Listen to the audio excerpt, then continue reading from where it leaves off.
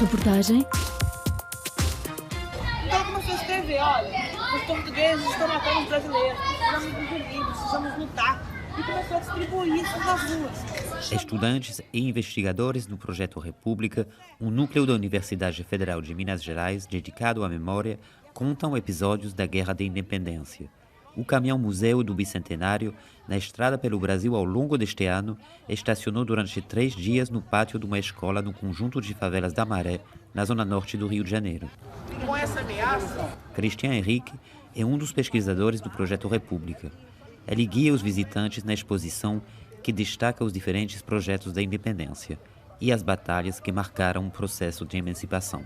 Pode me falar um pouco sobre o projeto de vocês, a República, e também esse caminhão-museu, e por que vocês viram aqui? Bom, o Projeto República ele é um projeto de extensão da UFMG, onde ele faz várias pesquisas para algumas instituições e tem vários pesquisadores que vão da graduação até o doutorado e organizam esses eventos. Bom, esse projeto em específico é uma parceria da UFMG, do Projeto República e do Senado Federal, em comemoração do Bicentenário. E aí, nesse caminhão... O Caminhão-Museu é apenas um dos vários projetos e manifestações organizadas em todo o país para comemorar o Bicentenário. No Rio de Janeiro foi reinaugurada a fachada do Palácio de São Cristóvão, residência oficial da família real portuguesa e da família imperial brasileira.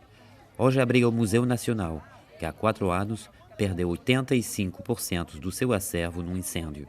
A RFI ha visto-se com o diretor do Instituto de História da Universidade Federal do Rio de Janeiro, Antônio Carlos Juca de Sampaio. Ele é também membro do grupo de pesquisa Antigo Regime nos Trópicos, que aborda as características do período colonial no Brasil. Segundo ele, o Bicentenário é uma oportunidade para os brasileiros conhecerem essa história, além do simbólico Grito do Ipiranga, pelo qual o príncipe regente Dom Pedro rompeu as relações metrópole-colônia. Desde criança eu vejo aquela imagem nos livros didáticos, então eu estou vendo aquela imagem na minha cabeça agora, Dom Pedro em cima do cavalo, com a espada levantada. Então, assim, é isso que é a independência. Então, hoje em dia, o que você tem é exatamente a historiografia saindo, digamos assim, a campo e dizendo, não é isso. Dentro da tensão que era crescente, né, em 1822, com uma pressão cada vez maior para Dom Pedro retornar, a partir do momento que ele decide ficar, ele vai buscar apoio político, né? Ele precisa de apoio de quem? Né? Onde é que ele pode ir mais fácil? Em São Paulo e em Minas, né? Para onde ele vai buscar esse apoio político para garantir essa independência. Então, se ele está em São Paulo, voltando para o Rio de Janeiro já, ele recebe a notícia da ordem do retorno para Portugal e que a Leopoldina disse não. Isso que eu digo, que ela que declara a independência, né? Na verdade, ela que disse não, né? Não é ele. Porque ela está como regente, né? Exatamente porque ele está viajando. Manda a carta para ele e aí ele, como se diz, assina embaixo. Quer dizer, a declaração de independência ela é uma assinatura embaixo de Dom Pedro de algo que Leopoldina e José Bonifácio tinham feito. Não foi assim esse passeio. Parece assim, o Dom Pedro foi lá, fez independência e acabou.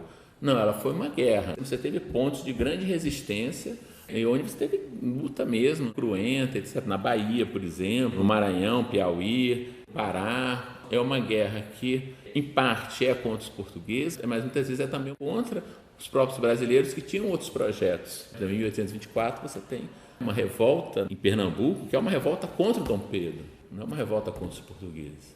A independência não acaba em 22 ou 23, que é quando as tropas saem da Bahia. Ela é um processo que só vai acabar, talvez, a gente pode dizer, em 1831, que é quando Dom Pedro, né, volta para Portugal. Mas é um processo longo e é um processo muito sangrento. Os conflitos que ocorrem, inclusive em torno de outros projetos para a independência do Brasil. Em 1808, a corte portuguesa tinha se transferido para o Brasil, tornando o Rio de Janeiro na capital do Império. A declaração de independência foi uma reação das elites brasileiras às intenções políticas das cortes portuguesas. Assembleia formada durante a Revolução Liberal do Porto. Essa elite ela estava acostumada a negociar com a coroa, né, diretamente. E isso se intensificou com a vinda da coroa para cá. A Revolução Liberal no Porto, ela tem 2 características. Uma é o caráter liberal dela, né, fazer uma constituição para Portugal, acabar com o absolutismo em Portugal.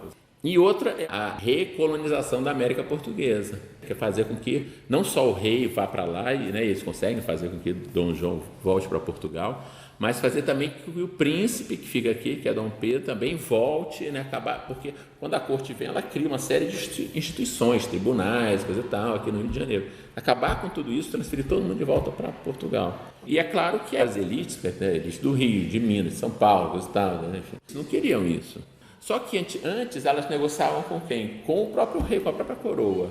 Agora a coroa está enfraquecida, quem manda são as cortes.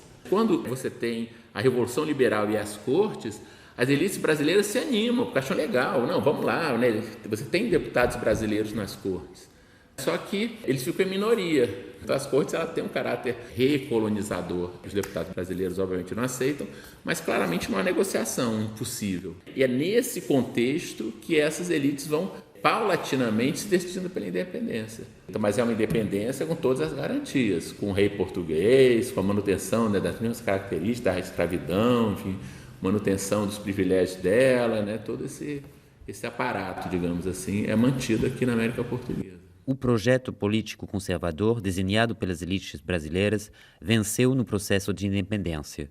E isso tem consequências até nas estruturas sociais do Brasil de hoje. É o primeiro país a se organizar a partir da escravidão. Se você olha para o Peru, a lógica não é essa. Se você olha para o México, essa lógica não é de escravidão. Já dá à sociedade brasileira algumas tareas na sua formação, desde a nossa raiz. E, em segundo lugar, a escravidão também marca uma enorme discrepância dentro da população brasileira, uma desigualdade social. Essa desigualdade social que a gente está vendo aqui, contemporaneamente, ela não nasceu hoje. Ela vem nas caravelas, digamos assim. O Brasil é um país rico, enfim, não é um país miserável, mas uma população miserável, enorme, uma população faminta. Então, essa é uma característica que a gente traz, sem sombra de dúvida, e que eu acho que em alguns governos melhorou um pouco, etc., mas nenhum governo combateu de fato isso daí. Essa perversidade, digamos assim, está ligado à escravidão, mas está ligado, enfim, a toda a forma como esse país se constituiu, desde os primeiros índios foram mortos aqui até hoje. Isso é o Brasil. Por outro lado, eu acho que pelo aspecto positivo, você tem um setor popular muito forte, no sentido de que sempre buscou construir um modelo próprio. A história do Brasil é marcada também por uma série de revoltas ou de manifestações, pelo menos, dos indígenas, dos negros, das populações mais pobres, dos sertanejos, nordestinos, que de diversas formas resistiram a esse modelo. Buscaram construir outra alternativa, seja pela resistência mesmo, militar, etc., seja simplesmente construindo um mundo diferente para a sua própria sobrevivência. Era Antônio Carlos Juca de Sampaio, diretor do Instituto de História da UFRJ. Pierre Leduc, no Rio de Janeiro, para a RFI.